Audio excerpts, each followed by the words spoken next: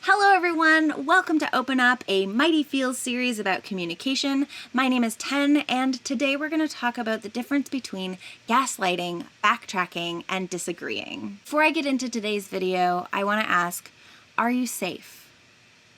If you're not safe, I really encourage you to check out some of the resources below. They're for the US and Canada, but if you're outside of those countries, I encourage you to reach out to someone you trust or check out resources in your area. You deserve to feel safe. Okay.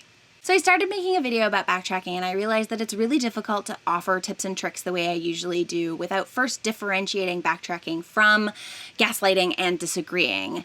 Now, these are enormous topics, and I don't expect this video to be able to cover everything. It's not really conducive to the short, quick style that I have, but I hope that this can serve as sort of a leaping off point for your own research. Here we go. So what is gaslighting? Gaslighting is when someone intentionally tries to make you believe that you can't trust yourself, your memory, or your feelings, and that you can't handle anything. Typically, they do this by trying to make you believe that your memory is faulty or that you're more emotionally unstable than you might be. They say things like, "That didn't happen," or "You're so forgetful," or "I guess you're just too emotional to handle this." And they often frame it like they're being helpful by taking on the burden of caring for you because you can't do it yourself. And this is the key difference between gaslighting, backtracking, and disagreeing. Gaslighting is a power move that always implies that you are lesser or not good enough in some way, and it usually happens over a long period of time. It is not okay, and from experience, I know that it can be extremely hard to remove yourself from a relationship that features gaslighting. Backtracking, on the other hand, is when people feel defensive and are having a hard time taking responsibility for something they did because they're afraid of the consequences. They can also say things like, "That didn't happen," or "I didn't do that." But the difference is they're not trying to make you question your version of reality. They're trying to get out of something. Now, over a long period of time, this can also have similar effects on a relationship to gaslighting because the person who's doing the confrontation is continually being dismissed or minimized through backtracking. This is also harmful. But typically, if you're in a mutually supportive relationship, then backtracking can be addressed through open communication, care, and creating a safe and kind environment for both parties. And disagreeing is different than the other two, but they can also say things like, "That did not happen," or "I didn't do that."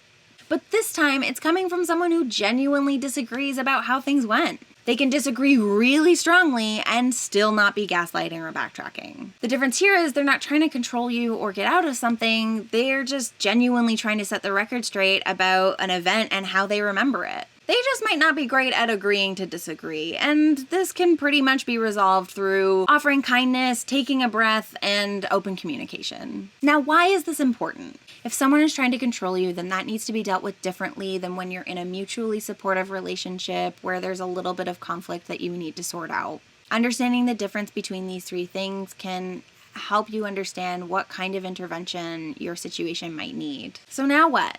Well, I've offered you some resources on gaslighting and more information in the description below, and I will be making more videos about dealing with backtracking and dealing with disagreeing if those are the situations that you're in. So that's it for this episode. I really hope you got something out of this. If you have any questions about anything that I covered, please put it in the comments below. I will respond, or I'll make a new video if that's what it calls for. I really love hearing from you. If you like these and you want to see more, please like and subscribe. It keeps me going. It lets me know that there's people out there who want me to do this because I'm doing it as a hobby right now. I can be found on Twitter, Instagram, and Patreon.com. If you have the means to support me a little bit, I would love to see you on Patreon. You get access to these videos early, bare minimum, and then there's other perks from there. And that's all. You're great. I hope you feel great. And thanks for watching.